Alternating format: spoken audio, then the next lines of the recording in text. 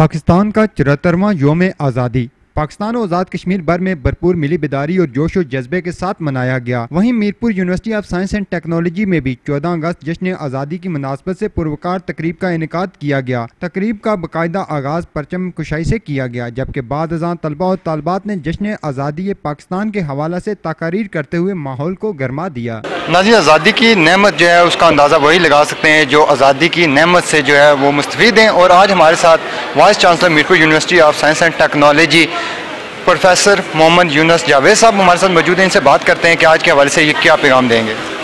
जी अस्सलाम वालेकुम।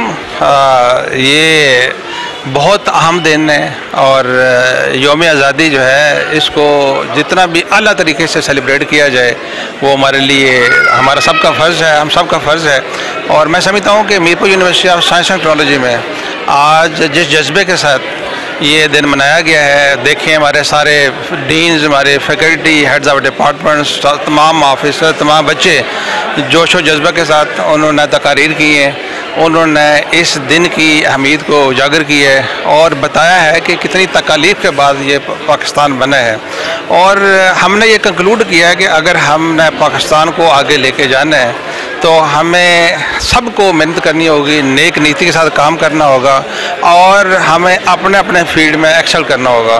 और आई एम श्योर कि जब हम सारे मिल के अपने अपने फील्ड में मेहनत से काम करेंगे तो दुनिया कोई ताकत पाकिस्तान को जो है तरक्की की राह से हटा नहीं सकती। इंशाअल्लाह ये पाकिस्तान उभरेगा और पूरी दुनिया में अपना नाम रोशन करेगा।